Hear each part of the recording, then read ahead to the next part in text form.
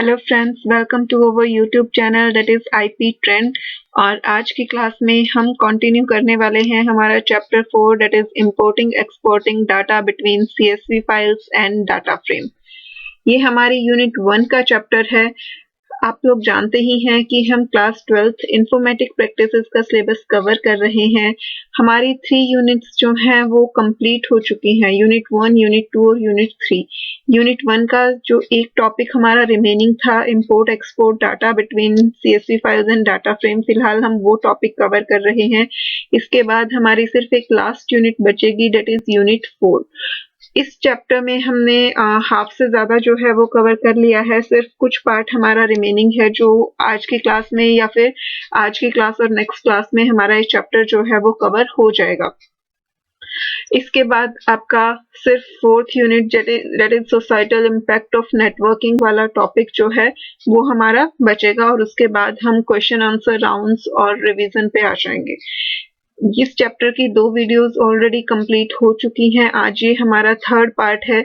तो अगर आप लोगों ने पहले वाली वीडियोस नहीं देखी हैं तो मेरी आपसे रिक्वेस्ट है कि पहले आप वो दोनों वीडियोस देखिए, फिर उसके बाद यहाँ से स्टार्ट करें। बिकॉज अगर आप डायरेक्टली ये वाला पार्ट देखेंगे तो आपको कुछ भी समझ नहीं आएगा।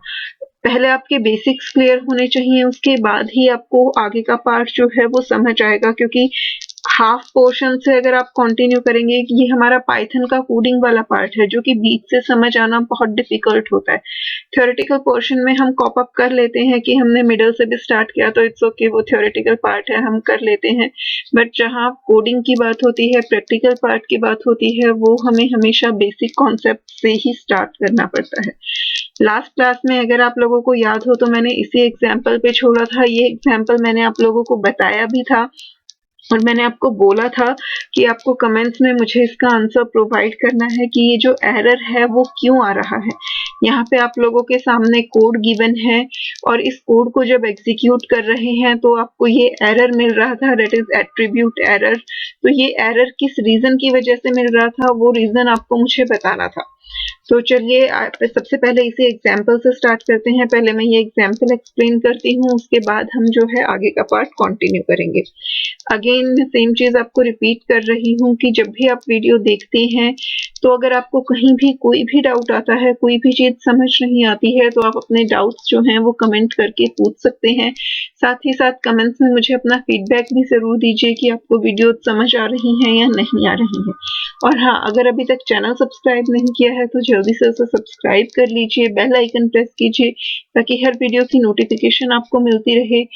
एग्जाम्स की आपकी डेट अनाउंस हो ही चुकी है, सीबीएसई की तरफ से नोटिफिकेशन आ चुकी है, तो आपको पता होगा कि 4th में से आपके फाइनल एग्जाम्स जो हैं वो स्टार्ट हो रहे हैं। तो अब आपके पास टाइम बहुत कम बचा है, जनवरी ऑलरेडी हाफ जा चुका है। 1 मार्च से आपके प्रैक्टिकल स्टार्ट हो जाएंगे, तो बेसिकली आपके पास 1.5 मंथ है। हाफ जनवरी बचा है, कंप्लीट फरवरी आपके पास है। तो इस 1.5 मंथ में आपको अपना सिलेबस बहुत अच्छे से प्रिपेयर करके रखना है ताकि मार्च में जब आपके प्रैक्टिकल स्टार्ट हो तो ऑब्वियसली जिस सब्जेक्ट का प्रैक्टिकल होगा आप उसी सब्जेक्ट पे ज्यादा फोकस करेंगे, और उसके बाद फिर आपके मई से तो फाइनल एग्जाम स्टार्ट हो ही जाएंगे। तो चलिए स्टार्ट करते हैं इस क्वेश्चन से।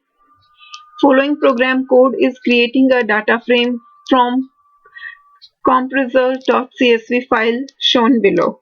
आपके पास एक CSV फाइल है compare result नाम से, उसके बाद उस फाइल से आप एक डाटा फ्रेम क्रिएट कर रहे हैं। तो सबसे पहले आपने लाइब्रेरी इंपोर्ट की, import pandas as pd।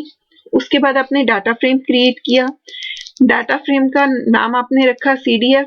Again library name .read_csv method हमने यूज किया।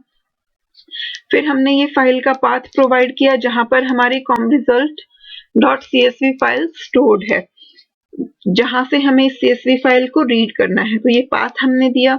इसके बाद हमने यहाँ 2 आर्ग्यूमेंट्स प्रोवाइड किए हैं, इन पर ध्यान दीजिए। फर्स्ट आर्ग्यूमेंट हमने क्या प्रोवाइड किया, header is equal to none. और मैंने आपको बताया था header is equal to none का क्या पर्पज होता है कि जब हमने header is equal to none दिया, इसका मतलब है कि हम हमारे डाटा फ्रेम के डिफॉल्ट हेडर्स को यूज करना चाहते हैं, यानी कि डाटा फ्रेम में जो कॉलम्स की डिफॉल्ट हेडिंग होती है, यानी कि जो डिफॉल्ट इंडेक्स होता है 0, 1, 2 इस तरीके से, वो हम हेडर की फॉर्म में यूज कर रहे हैं।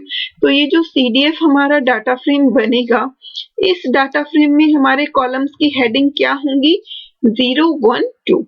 अब यहाँ ये कॉम रिजल्ट वाली जो CSV फाइल है, इसमें देखिए यहाँ पे हमारे पास 3 कॉलम्स हैं। नेम का कॉलम है, पॉइंट्स का कॉलम है, रैंक का कॉलम है। हर रो में 3 एंट्रीज हैं। तो जब ये डाटा फ्रेम के सेव होगा तो डाटा फ्रेम में आपके 3 कॉलम्स बन जाएंगे। तो उन तीनों कॉलम्स की हेडिंग क्या होगी? फर्स्ट कॉलम की हेडिंग होगी 0, सेकंड कॉलम की हेडिंग होगी 1 और थर्ड कॉलम की हेडिंग क्या बन जाएगी? 2। इसके बाद नेक्स्ट आर्गुमेंट है skip row is equal to 1। skip row किस लिए होता था कि जब आप CSV फाइल से डाटा रीड कर रहे हैं तो CSV फाइल की बिगनिंग की जितनी रोज आपको स्किप करनी है उतना नंबर आप यहाँ प्रोवाइड कर देते थे स्किप रोज में। तो यहाँ 1 दिया है, यानी कि CSV फाइल की फर्स्ट रो आपको स्किप करनी है, आप उसे डाटा फ्रेम में रीड नहीं कर रहे। तो ये नेम, पॉइंट और रैंक वाली रो जो है ये आपने स्किप कर दी और सिर्फ ये जो डाटा रोज हैं 4, ये आपके डाटा फ्रेम की रोज बनेंगी। ठीक है, यहाँ से आपको आई होप पिक्चर क्लियर हो गई होगी कि CDF जो डाटा फ्रेम है वो किस तरीके का होगा। CDF डाटा फ्रेम में आपके 3 कॉलम होंगे विद हेडिंग 0, 1 एंड 2 और उसमें आपकी रोज कितनी होंगी? 4 रोज होंगी। अब इसके बाद ये प्रिंट स्टेटमेंट गिवन है। यहाँ तक आपके ये दोनों स्टेटमेंट्स बिल्कुल ठीक थी, कोई प्रॉब्लम नहीं थी इनमें। अब आई हमारी थर्ड स्टेटमेंट जो कि प्रिंट स्टेटमेंट है, मैक्सिमम पॉइंट्स आर, कि इस डाटा फ्रेम में मैक्सिमम पॉइंट्स कितने हैं ये आप डिस्प्ले करवा रहे हो। फंक्शन क्या यूज किया? cdf.points.max। अब लास्ट क्लास में मैंने आपको ये करवाया था कि जब हमें डाटा फ्रेम के किसी कॉलम की मैक्सिमम वैल्यू फाइंड आउट करनी होती है तो हम कैसे करते हैं? डाटा फ्रेम का नाम डॉट कॉलम का नाम डॉट फंक्शन नेम। ये मैंने आपको प्रैक्टिकली भी करवाया था और यहीं पर ये देखिए, ये ऊपर वाला जो एग्जांपल था यहाँ भी आपने मैक्स सैलरी की थी तो edf.salary.max, जिससे आपकी मैक्सिमम सैलरी डिस्प्ले हो गई थी। बट इस केस में जो आपका डाटा फ्रेम था, डाटा फ्रेम की हेडिंग क्या थी? सैलरी। तो जब आपने यहाँ पे edf.salary.max लिखा तो ये बिल्कुल ठीक था कि EDF डाटा फ्रेम के सैलरी वाले कॉलम की मैक्सिमम वैल्यू फाइंड आउट हो जाए। बट अब ये वाला जो एग्जांपल है, इस केस में देखिए CDF डाटा फ्रेम का पॉइंट्स वाले कॉलम की मैक्सिमम वैल्यू जो कि एग्जिस्ट ही नहीं करता, क्योंकि CDF डाटा फ्रेम में पॉइंट्स नाम का कोई कॉलम ही नहीं है। आपने यहाँ हेडर्स में नन दिया है, इट मींस CDF जो डाटा फ्रेम है उसके कॉलम की हेडिंग्स क्या क्या है? 0, 1 और 2। अगर आपको मैक्सिमम पॉइंट फाइंड आउट करने हैं तो आपको फर्स्ट कॉलम एक्सेस करना है, ना कि पॉइंट्स वाला कॉलम एक्सेस करना है। तो इसीलिए यहाँ पर आपको एरर मिला, data frame object has no attribute point, कि इस डाटा फ्रेम में पॉइंट्स नाम का कोई एट्रीब्यूट एग्जिस्ट नहीं करता है, क्योंकि पॉइंट्स को तो आपने रिमूव ही कर दिया। पॉइंट्स नाम का कोई कॉलम अब आपके डाटा फ्रेम में है ही नहीं, इस वजह से आपको ये एरर मिला। अब यहाँ पे अगर आपको मैक्सिमम पॉइंट्स फाइंड आउट करने हैं तो आपको कैसे फाइंड आउट करने पड़ेंगे? CDF और उसके साथ स्क्वायर ब्रैकेट में आप इंडेक्स नंबर क्या देंगे? 1, फिर डॉट लगा के मैक्स फंक्शन अप्लाई करेंगे तो उससे आपका ये एरर जो है वो क्या हो जाएगा? रिमूव हो जाएगा और जितना मैक्सिमम पॉइंट्स हैं वो आपको मिल जाएंगे। अब ये देखिए यहाँ आपको सॉल्यूशन गिवन भी है। The problem with the above code is when argument header is equal to none is used in read underscore CSV, then data frame is given open column numbers which are 0, 1 and 2, कि जब हम read underscore CSV function में header is equal to none argument provide करते हैं तो उस case में data frame जो है वो कॉलम्स को अपने खुद की हेडिंग्स, खुद के नंबर्स प्रोवाइड करता है। दैट इज, इस केस में हमारे पास 3 कॉलम है तो उनकी हेडिंग्स क्या क्या हो जाएंगी? 0, 1 and 2। Thus the second column is now identified as CDF और स्क्वायर ब्रैकेट में 1 and note as CDF dot points. तो ये CDF डॉट पॉइंट्स जो है अब वो एग्जिस्ट ही नहीं करता क्योंकि पॉइंट्स नाम का कोई कॉलम है ही नहीं। अब वो कॉलम कैसे आइडेंटिफाई होगा? CDF और स्क्वायर ब्रैकेट्स में 1।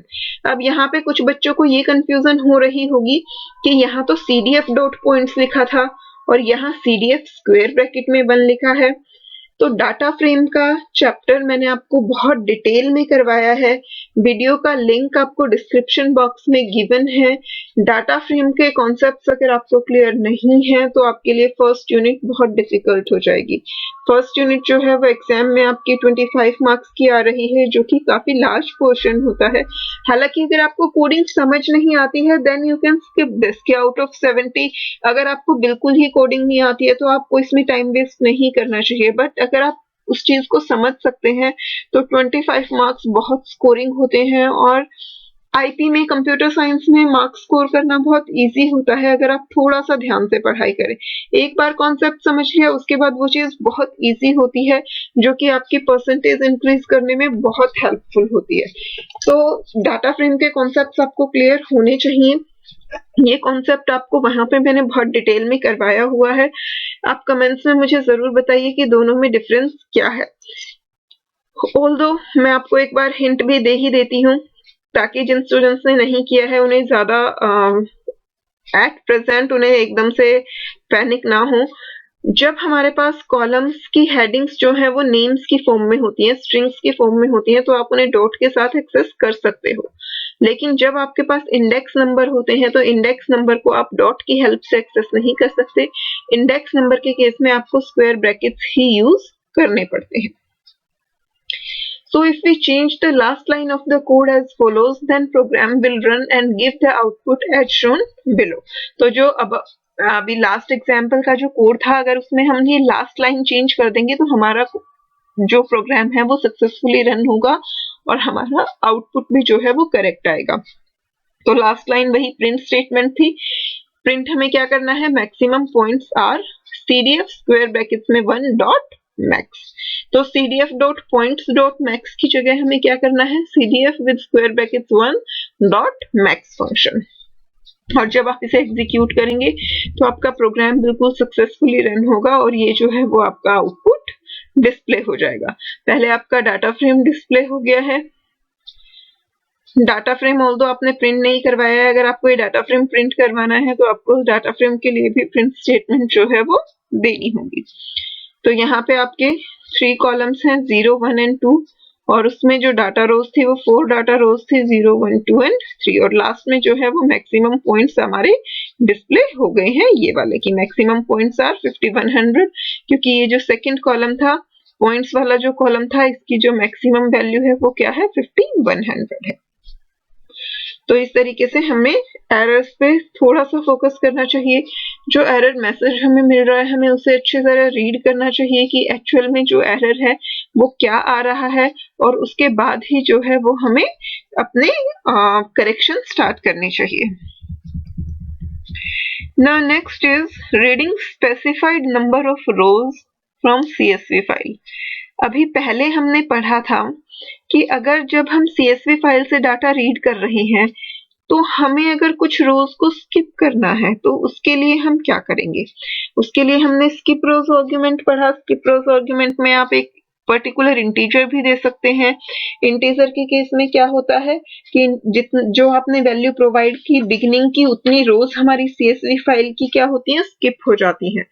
और स्किप रोज में आप लिस्ट भी प्रोवाइड कर सकते हैं। लिस्ट के केस में क्या होता है कि जो वैल्यू हमने लिस्ट में दी है उस इंडेक्स नंबर की रोज जो है वो स्किप हो जाएगी।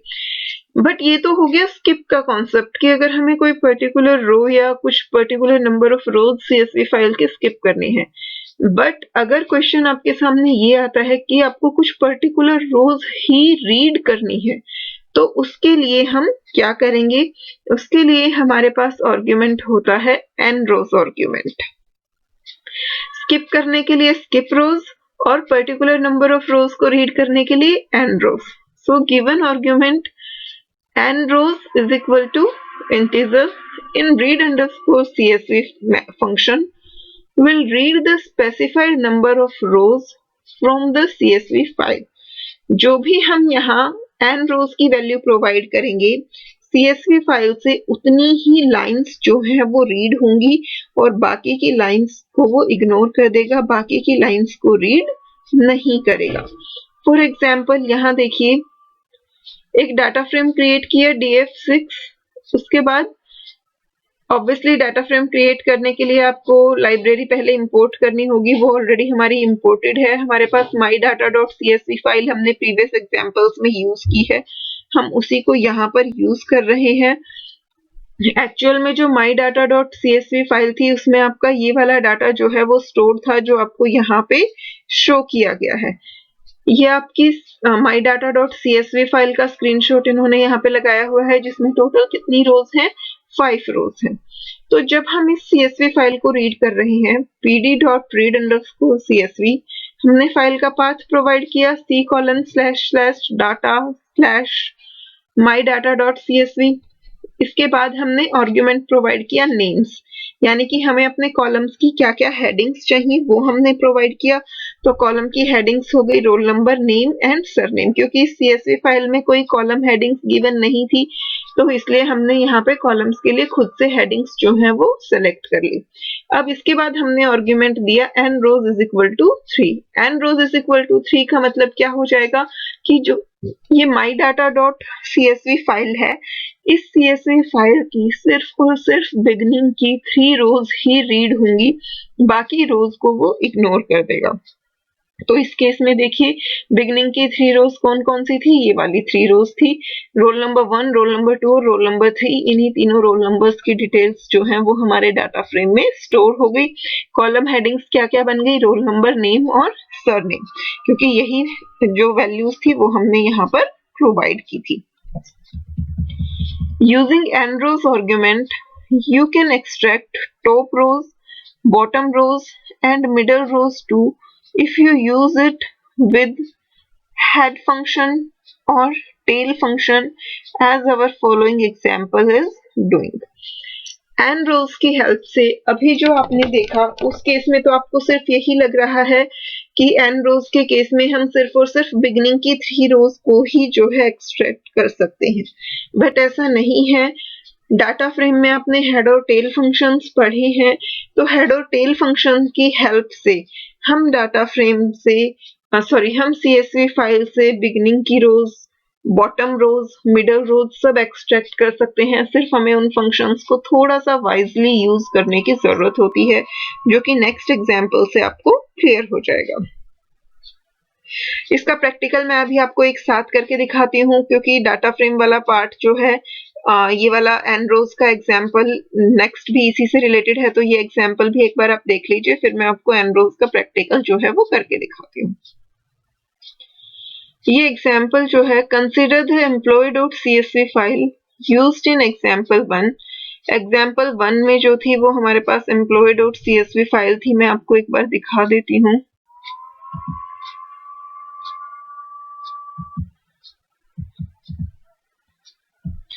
ये देखिए, ये आपका फर्स्ट एग्जाम्पल है, इसमें employee.csv फाइल है, ये आपकी employee.csv फाइल यहाँ पर गिवन है।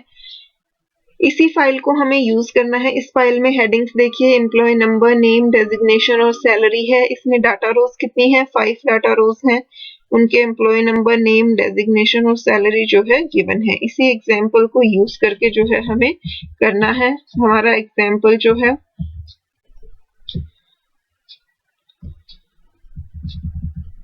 consider the employee.csv file used in example 1. Write a program to read the record from this file।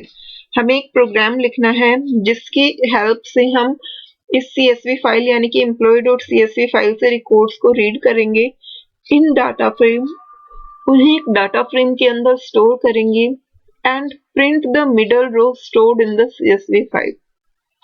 और CSV फाइल की जो मिडल रो है उसे डिस्प्ले करवाएंगे।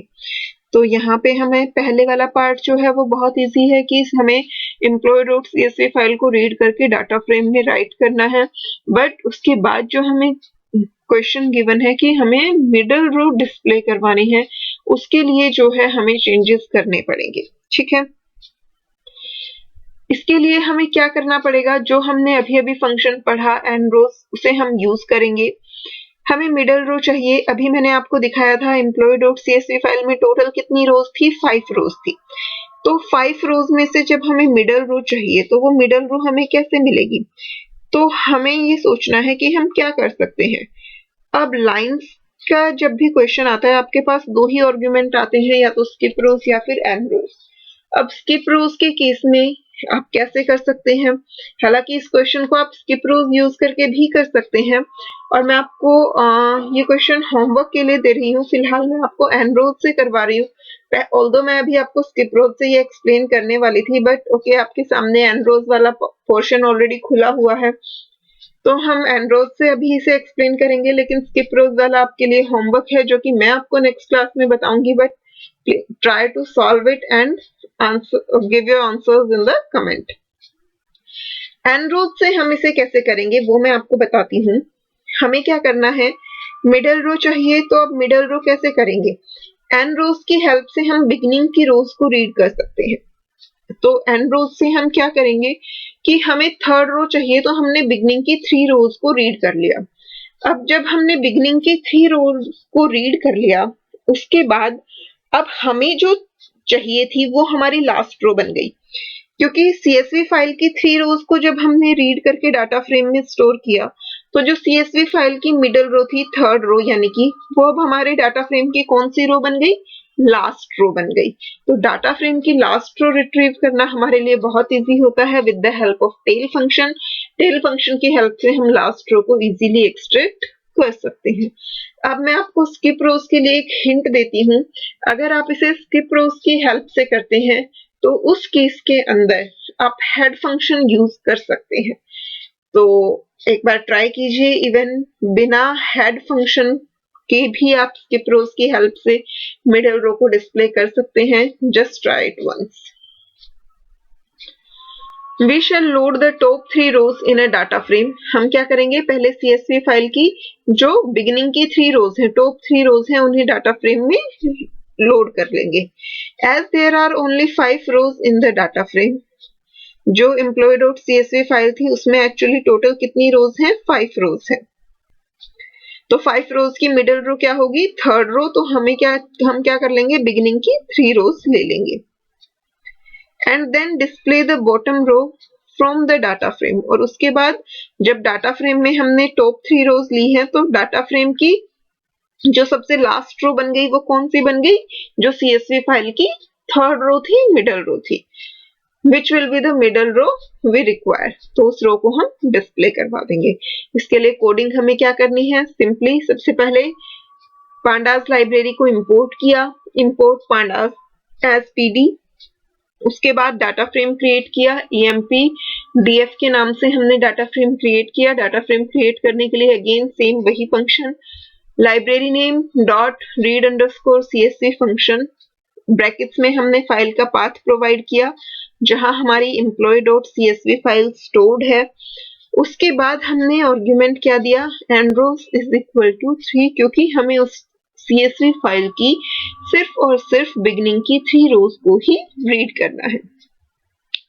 उसके बाद हमने प्रिंट स्टेटमेंट दी, middle row of employee.csv is, कि employee.csv फाइल की मिडल रो जो है वो क्या है, और हमने प्रिंट क्या करवा दिया, empdf.tail1 की इस डाटा फ्रेम पे हमने टेल फंक्शन लगा दिया, और टेल फंक्शन में हमने आर्गुमेंट क्या दिया, 1, यानी कि लास्ट की 1 रो जो है डिस्प्ले हो जाए। अब यहाँ पे आपको हेड और टेल फंक्शंस भी आने चाहिए, जो कि आपको डाटा फ्रेम की बेसिक वीडियोस में डिटेल में मिल जाएंगे। हेड फंक्शन जो होता है वो हमें बिगिनिंग की रोज देता है, टेल फंक्शन हमें एंड की रोज देता है। जो भी आर्गुमेंट हम उन फंक्शंस में प्रोवाइड कर देंगे उतने नंबर ऑफ रोज हमें रिटर्न हो जाते हैं। जैसे कि यहाँ टेल में हमने 1 आर्गुमेंट दिया तो लास्ट की 1 रो हमें मिली। टेल में अगर यहाँ आप 3 आर्गुमेंट प्रोवाइड करते तो लास्ट की 3 रोज रिटर्न होती। टेल में हम यहाँ 2 आर्गुमेंट देते तो लास्ट की 2 रोज हमें रिटर्न होती। इस तरीके से तो हमें इससे ये जो है आउटपुट मिल गया, middle row of employee.csv file is this one. तो देखा आपने कितना इजी था। हमें अगर डाटा फ्रेम्स के बेसिक कॉन्सेप्ट्स क्लियर हैं तो इंपोर्ट एक्सपोर्ट करना कोई बड़ी बात नहीं है, ये बहुत ही ज्यादा सिंपल होता है। तो अब हम इसे एक बार प्रैक्टिकली करके देख लेते हैं। ये देखिए, ये प्रैक्टिकल हमने लास्ट क्लास में जो है वो स्टार्ट किया था। यहाँ पर आप देख पा रहे होंगे हम ऑलरेडी employee.csv फाइल ही यूज कर रहे हैं। मैं आपको एक बार ये फाइल जो है वो चेक करवा देती हूँ। ये देखिए, ये हमारी employee.csv फाइल है जो हमने क्रिएट की थी। हमने इस फाइल में सिर्फ 4 रोज रखी थी। यहाँ पर ये देखिए, ये जो है ये चारों हमारी डाटा रोज हैं। अब हमें अगर इसकी मिडल रो चाहिए, हम यहाँ पे एक लाइन जो आपके एक्चुअल उसमें थी उसी से कर लेते हैं। हम यहाँ एक लाइन और ऐड कर लेते हैं।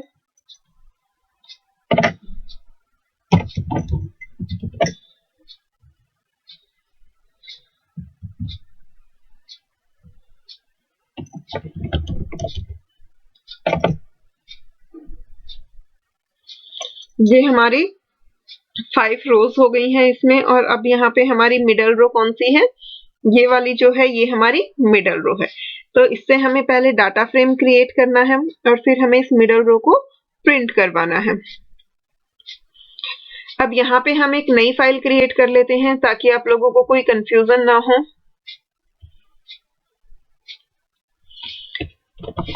अब यहाँ पे हमें करना है, सबसे पहले हमें लाइब्रेरी इंपोर्ट करनी है। तो हम क्या स्टेटमेंट लेंगे? Import pandas as pd। हमने लाइब्रेरी को इंपोर्ट कर लिया है।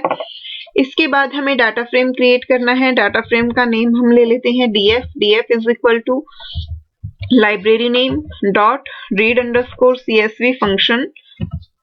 अब यहाँ ब्रैकेट्स में हम क्या करेंगे?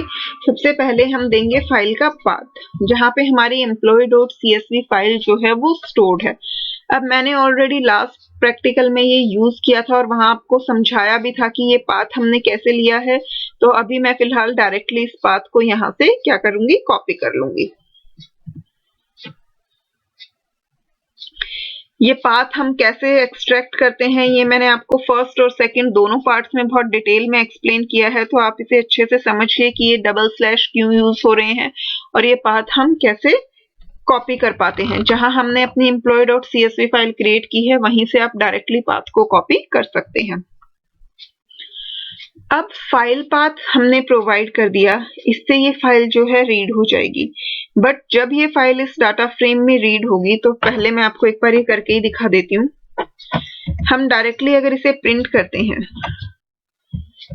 प्रिंट df, इस केस में क्या होगा? इसे रन किया, फाइल को सेव कर देते हैं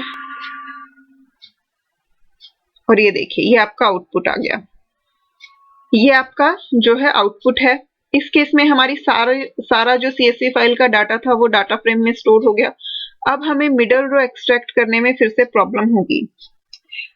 ओके सॉरी, यहाँ पर आपका जो है वो डाटा चेंज नहीं हुआ क्योंकि हमने employee.csv फाइल को सेव नहीं किया था यहाँ पे। तो पहले हम एक बार इस फाइल को सेव कर लेते हैं।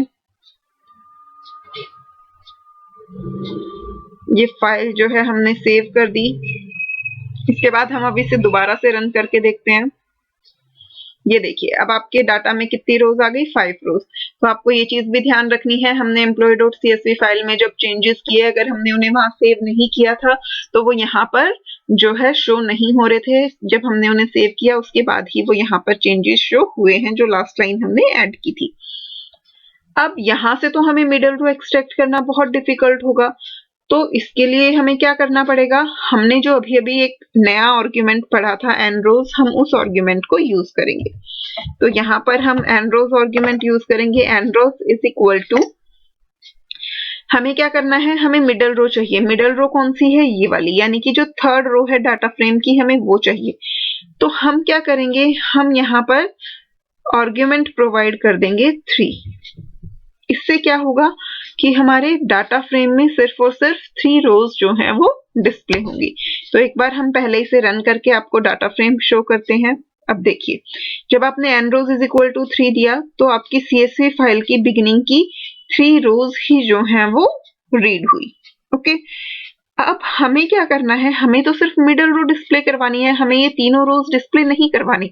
हमें सिर्फ ये जो कबीर वाली रो थी, ये जो मिडल रो थी, हमें सिर्फ यही डिस्प्ले करवानी थी, जो कि अब हमारे डाटा फ्रेम की कौन सी रो बन गई है, लास्ट रो।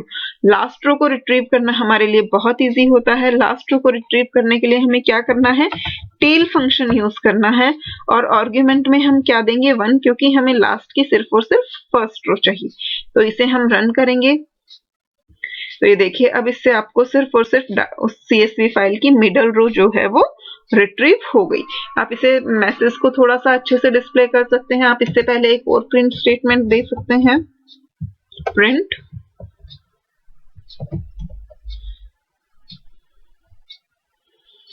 और यहाँ आप मैसेज दे देंगे middle row of employee.csv file is,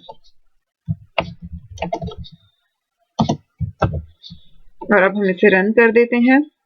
तो ये देखिए, पहले आपका मैसेज डिस्प्ले हो गया, middle row of employee.csv file is, और उसके बाद आपकी वो वाली रो जो है वो डिस्प्ले हो गई। ठीक है, तो इस तरीके से हम एन रोज को यूज करके जो है वो डाटा फ्रेम की या CSV फाइल की कोई भी रो एक्सट्रैक्ट कर सकते हैं। आप इसी सेम क्वेश्चन को एन रोज की जगह स्किप रोज यूज करके भी कर सकते हैं, और मैं आपको फिर से कह रही हूँ, एक बार जरूर खुद से ट्राई कीजिए और मुझे कमेंट्स में आंसर जरूर बताइए कि स्किप रोज को यूज करके आप इसे कैसे सॉल्व करेंगे। तो चलिए स्टार्ट करते हैं नेक्स्ट पार्ट। नेक्स्ट पार्ट है reading from CSV files having separator different from comma. अभी तक हमने जितनी भी CSV फाइल्स को रीड किया, जितनी भी CSV फाइल्स से डाटा फ्रेम में डाटा को स्टोर करवाया, उन सभी CSV फाइल्स में डाटा जो है वो कोमा सेपरेटेड फॉर्म में स्टोर था। और CSV फाइल की हमारी फुल फॉर्म भी यही होती है, कोमा सेपरेटेड वैल्यू। तो हम यही एज्यूम करके चलते हैं जनरली कि CSV फाइल में जो डाटा है वो कोमा सेपरेटेड फॉर्म में स्टोर्ड है, बट ये हमेशा जरूरी नहीं होता है। कई बार CSV फाइल्स में हमारा डाटा जो है वो किसी और पंक्चुएशन मार्क या फिर किसी और सिंबल की हेल्प से भी सेपरेटेड हो सकता है। लाइक कोमा की जगह सेमीकोलन हो गया, पाइप सिंबल हो गया, टैब या स्पेस बार हो गया, कोई भी सेपरेटर जो है वो यूज हो सकता है। तो उस केस में जब हम CSV फाइल से डाटा को रीड कर रहे होंगे, तो अगर हम एक्सक्लूसिवली ये चीज मेंशन नहीं करेंगे कि हमारी CSV फाइल में सेपरेटर क्या है, तो उससे हमें प्रॉब्लम क्रिएट होगी। क्योंकि जब read_csv फंक्शन को हम एग्जीक्यूट करते हैं, तो जनरली जो डिफॉल्ट कोडिंग है उसके अकॉर्डिंग यही अजम्पशन होती है कि जो CSV फाइल हमने रीड की है उसमें कोमा सेपरेटेड डाटा है। अब अगर उस CSV फाइल में कहीं पर कोमा ही नहीं होगा, तो वो उस पूरी फाइल को एक साथ रीड कर लेगा और उसे जो वैल्यूज हैं वो उन्हें डिस्टिंग्विश नहीं कर पाएगा, जो कि एक बहुत बड़ी प्रॉब्लम होगी। तो इसीलिए जब भी कोमा की जगह कोई और सेपरेटर यूज होता है, तो उस केस में हम क्या करते हैं, एक्सक्लूसिवली सेपरेटर जो है वो मेंशन करते हैं, ताकि जो है कोई भी प्रॉब्लम ना आए। Some CSV files are so created that their separator character is different from comma, such as semicolon or a pipe symbol, etc. कई बार कई CSV फाइल ऐसी होती हैं जिसमें सेपरेटर कैरेक्टर जो है वो कोमा से अलग होता है। To read data from such CSV files, you need to specify an additional argument. इस तरीके की CSV फाइल से जब भी हम डाटा रीड करते हैं, तो हमें एक एडिशनल आर्ग्यूमेंट जो है वो प्रोवाइड करना पड़ता है, और वो एडिशनल आर्ग्यूमेंट कौन सा होता है, SEP. SEP stands for separator. SEP is equal to, और यहाँ पे हम वो वैल्यू प्रोवाइड करते हैं जो कि सेपरेटर कैरेक्टर यूज हो रहा है, यानी कि कोमा के प्लेस पे जो भी as a separator character symbol use हो रहा है उसे हम यहाँ प्रोवाइड करेंगे। फिर चाहे वो सेमीकोलन हो, पाइप हो, टैब हो, स्पेस बार हो, जो भी कुछ हो। If you skip this argument, अब अगर हमारी CSV फाइल में कोमा की जगह कोई और सेपरेटर यूज हो रहा है और उस केस में हमने ये आर्ग्यूमेंट यानी कि SEP आर्ग्यूमेंट स्किप कर दिया, तो क्या होगा, then default separator comma is consider, तो उस केस में रीड अंडरस्कोर CSV फाइल क्या कंसिडर करके चलेगा कि वो जिस फाइल को रीड करने जा रहा है उसमें कोमा ही एज अ सेपरेटर यूज हो रहा है। For example, following command will read data from a CSV file where data has been separated using semicolon। अब यहाँ पर जो है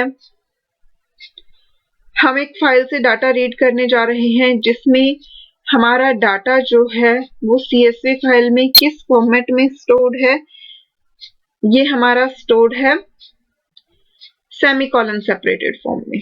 ठीक है, यहाँ पर आपको ये CSV फाइल का जो है स्क्रीनशॉट भी लगा के दिखाया गया है। यहाँ पर आपकी फाइल में डाटा देखिए, ये कंट्री नेम है, ये उस कंट्री की स्टेट, ये एक स्टेट है, और फिर यहाँ पे जो है वो सेकंड कंट्री प्रोवाइडेड है, और ये जो अलग अलग कॉलम्स हैं इनकी वैल्यूज किससे सेपरेटेड है, सेमीकोलन से। तो जब इस तरीके की फाइल्स को हम रीड करेंगे उस केस में हमें क्या करना होगा, library name dot read underscore CSV function name provide किया, ये सीम है। इसके बाद हमने फाइल का पाथ प्रोवाइड किया जहां भी हमारी फाइल सेव है। इतना पार्ट हमारा सेम है, बट इसके बाद हमें क्या करना पड़ेगा, सेपरेटर प्रोवाइड करना पड़ेगा इज इक्वल टू सेमीकोलन, क्योंकि अगर हम ये प्रोवाइड नहीं करेंगे तो वो ये मान के चलेगा कि CSV फाइल में comma as a separator use हो रहा है, और आप जैसा कि देख सकते हैं यहाँ कहीं भी कोमा आपको गिवन नहीं है। उस केस में ये वो इस सारे डाटा को एक सिंगल वैल्यू की तरह रीड कर लेगा, क्योंकि उसे कहीं कोई सेपरेटर मिला ही नहीं, यानी कि एक सिंगल रो सिंगल कॉलम आपका बन जाएगा और ये अलग अलग वैल्यूज डिस्टिंग्विश नहीं हो पाएंगी। ये नेम्स हमने कॉलम हेडिंग्स के लिए प्रोवाइड किया है। नेम्स आर्गुमेंट आप पहले ही पढ़ चुके हैं कि जो CSV फाइल से डाटा रीड हो रहा है उसमें 3 कॉलम्स हैं, तो फर्स्ट कॉलम की हेडिंग कंट्री 1, सेकंड कॉलम के लिए स्टेट एंड थर्ड कॉलम के लिए कंट्री 2 हेडिंग जो है वो हमने प्रोवाइड कर दी। तो इससे जो है हमें कोई प्रॉब्लम नहीं हुई और हमारी CSV फाइल से डाटा इजीली रीड हो गया और हमारा 3 कॉलम्स की फॉर्म में डाटा जो है स्टोर हो गया, जो कि प्रिडिक्टेबल था। लेकिन अगर हमने यहाँ ये सेप आर्गुमेंट यूज नहीं किया होता तो आपके लिए प्रॉब्लम हो जाती, क्योंकि फिर आपका डाटा फ्रेम इस फॉर्मेट में नहीं आता, सिर्फ आपकी एक सिंगल रो और एक सिंगल कॉलम बनता जिसमें ये सारी वैल्यूज एक साथ गिवन होती विद सेमीकोलन। क्योंकि अगर हमने यहाँ सेपरेटर नहीं दिया होता तो वो CSV फाइल में क्या सर्च करता, कोमा की, जहां उसे कोमा मिलेगा वहां से नेक्स्ट वैल्यू स्टार्ट होगी, जो कि उसे कहीं मिलता ही नहीं क्योंकि इस फाइल में कहीं कोमा है ही नहीं, और इस वजह से आपका आउटपुट जो है वो पूरी तरह से गलत हो जाता। तो ये चीज आपको हमेशा ध्यान रखनी है कि जब भी आपका सेपरेटर जो है वो कोमा के अलावा कुछ और होगा तो उस केस में आपको अलग से सेपरेटर आर्गुमेंट प्रोवाइड करना है। अब ये जो है आपको नेक्स्ट एग्जाम्पल इसी से रिलेटेड गिवन है। Write a program to read from sport.csv file where the separator is a tab character. आपको sport.csv फाइल से डाटा रीड करके एक डाटा फ्रेम क्रिएट करना है, लेकिन उस फाइल के अंदर जो सेपरेटर है वो क्या है, टैब कैरेक्टर। टैब के लिए जब हमें कैरेक्टर्स को हम जब मेंशन करते हैं तो स्ट्रिंग फॉर्म क्या होती है उसकी, /t। तो यहाँ पर हमें सेपरेटर क्या प्रोवाइड करना पड़ेगा, /t। तो इसके लिए कोडिंग वही आपकी बिल्कुल सिंपलेस्ट फॉर्म जो हमने हमेशा पढ़ी है लास्ट एग्जांपल्स में। सबसे पहले लाइब्रेरी इंपोर्ट की, इंपोर्ट pandas as pd। उसके बाद हमने डाटा फ्रेम क्रिएट करने के लिए डाटा फ्रेम के लिए नेम ले लिया stf, library name dot function name that is pd dot read underscore csv। उसके बाद डबल कोट्स में हमने पहले फाइल का पाथ प्रोवाइड किया, c://pywork//sport.csv। यहाँ से हमने फाइल से डाटा को रीड किया, बट रीड करते हुए हमने यहाँ पे एक्सक्लूसिवली ये मेंशन किया है that separator is tab character. Tab के लिए मैंने आपको बताया ही हम क्या प्रोवाइड करते हैं, /t। तो जब support.csv फाइल से डाटा रीड होगा तो इस वक्त हमारे रीड अंडरस्कोर CSV को ये पता है कि इस फाइल में एज अ सेपरेटर क्या यूज हो रहा है, टैब कैरेक्टर। तो जहां भी टैब मिलेगा वहां से आगे जो है नेक्स्ट वैल्यू स्टार्ट हो जाएगी, तो इसलिए ये डाटा को परफेक्टली रीड कर पाएगा। यहाँ पर देखिए कहीं भी कोमा नहीं है क्योंकि टैब कैरेक्टर यूज हुआ है वैल्यूज को डिस्टिंग्विश करने के लिए, बट फिर भी आपका डाटा फ्रेम जो है परफेक्टली क्रिएट हो गया जिस फॉर्मेट में आपको चाहिए था। लेकिन वही अगर यहाँ आपने ये आर्ग्यूमेंट प्रोवाइड नहीं किया होता तो आपका डाटा फ्रेम जो है वो बिल्कुल अनप्रिडिक्टेबल होता कि आपको कुछ भी समझ नहीं आता कि ये क्या हो रहा है, कैसे डाटा रीड हुआ है, हम इसे कैसे डिस्टिंग्विश करें। तो इसके साथ ही हम रीड अंडरस्कोर सीएसवी फंक्शन को समराइज कर सकते हैं। रीड अंडरस्कोर सीएसवी फंक्शन जो है वो डाटा फ्रेम क्रिएट करने के लिए यूज होता है। तो डाटा फ्रेम के लिए हम वेरिएबल देते हैं। ये पांडास लाइब्रेरी में है तो इस फंक्शन को हमेशा लाइब्रेरी नेम के साथ ही कॉल किया जाता है। अब इसके बाद ये सारे इसके आर्ग्यूमेंट्स हैं। जो इसका कंपल्सरी आर्ग्यूमेंट है वो है फाइल पाथ। फाइल पाथ के बिना read underscore CSV function work नहीं करता है। फाइल पाथ जो है वो कंपल्सरी होता है। फाइल पाथ के बाद जो है, सॉरी ये मैंने सारा हाईलाइट कर दिया, सिर्फ फाइल पाथ ये आपका जो है वो कंपल्सरी आर्ग्यूमेंट है। अगर आपने फाइल पाथ प्रोवाइड किया है और उसके अलावा और कोई आर्ग्यूमेंट प्रोवाइड नहीं किया है तो भी आपका ये फंक्शन जो है वो वर्क करेगा। बट इसके साथ हमें एडिशनल बहुत सारे आर्ग्यूमेंट्स गिवन हैं जो कि हमारे लिए डाटा को रीड करना, डाटा फ्रेम को क्रिएट करना और डाटा फ्रेम को प्रिडिक्टेबल फॉर्म में और कन्वीनियंट वे में रिप्रेजेंट करने में हेल्प करते हैं। कौन कौन से हैं? एक जो हमने अभी अभी पढ़ा सेपरेटर आर्ग्यूमेंट, कि हम जब सेपरेटर प्रोवाइड करते हैं तो डाटा रीड करना इजी हो जाता है उन फाइल्स से भी जहां कोमा यूज नहीं हो रहा। नेम्स आर्ग्यूमेंट जो है वो हमारी डिजायर्ड हेडिंग्स के लिए होता है कि अगर हम डाटा फ्रेम में अपनी खुद की हेडिंग्स प्रोवाइड करना चाहते हैं कॉलम्स के लिए तो हम नेम आर्ग्यूमेंट यूज करते हैं। उसके बाद इंडेक्स कॉलम, अगर हम हमारे डाटा फ्रेम के ही किसी कॉलम को रोज के इंडेक्सेस की फॉर्म में रिप्रेजेंट करना चाहते हैं तो उसके लिए इंडेक्स कॉलन आर्ग्यूमेंट हमने यूज किया था। Header is equal to none होता है कि अगर हमें डाटा फ्रेम की डिफॉल्ट हेडिंग्स चाहिए यानी कि कॉलम की जो डिफॉल्ट इंडेक्सेस होते हैं 0, 1, 2, अगर हमें वो चाहिए तो हम header is equal to none provide करते हैं। स्किप रोज यूज होता है अगर हमें सीएसवी फाइल की कुछ पर्टिकुलर रोज को स्किप करना है उसके लिए हम स्किप रोज आर्ग्यूमेंट यूज करते हैं। और जो एन रोज आर्ग्यूमेंट है वो किस लिए होता है कि जब हमें डाटा फ्रेम से कुछ पर्टिकुलर रोज को ही रीड करना है उसके लिए हम एन रोज आर्ग्यूमेंट यूज करते हैं। इसके साथ हमारा read underscore CSV function complete होता है कि जब भी हमें सीएसवी फाइल से रीड करके डाटा फ्रेम क्रिएट करना है वो हम कैसे कैसे कर सकते हैं, वो सारा पोर्शन हमारा कंप्लीट हो गया। अब एक जो नेक्स्ट फंक्शन हमारा बचा है वो है टू अंडरस्कोर सीएसवी, यानी कि डाटा फ्रेम से सीएसवी फाइल में अगर डाटा को हमें राइट करना है तो वो काम हम कैसे करेंगे, बट ये हम करेंगे नेक्स्ट क्लास में बिकॉज आई थिंक आज की क्लास काफी लेंदी हो गई है ऑलरेडी, इट्स अराउंड 40 मिनट्स। तो और एक साथ दोनों फंक्शंस कंफ्यूजिंग भी हो सकते हैं, इसलिए ये वाला जो पार्ट बचा है इसे हम नेक्स्ट क्लास में कंप्लीट करेंगे। डाटा फ्रेम में जब आपको डाटा राइट करना था सीएसवी फाइल से वो कंप्लीट हो गया है। अब डाटा फ्रेम से सीएसवी फाइल में राइट करने वाला पोर्शन जो है वो हमारा रह गया है जिसे हम नेक्स्ट क्लास में करेंगे। तो मिलते हैं नेक्स्ट क्लास में, तब तक के लिए अच्छे से रिवाइज कीजिए, जो डाउट्स आ रहे हैं उन्हें कमेंट करके जरूर पूछिए। कमेंट्स में मुझे अपना फीडबैक जरूर दीजिए कि आपको आज की वीडियो कैसी लगी, समझ आई है नहीं आई। अगर पसंद आई है तो लाइक बटन जरूर प्रेस कीजिए और हाँ, अगर अभी तक चैनल सब्सक्राइब नहीं किया है तो जल्दी से सब्सक्राइब कर लीजिए, बेल आइकन प्रेस कीजिए ताकि हर नई वीडियो की नोटिफिकेशन आपको मिलती रहे और आपसे कुछ भी मिस आउट ना हो। तो मिलते हैं नेक्स्ट वीडियो में, बाय बाय।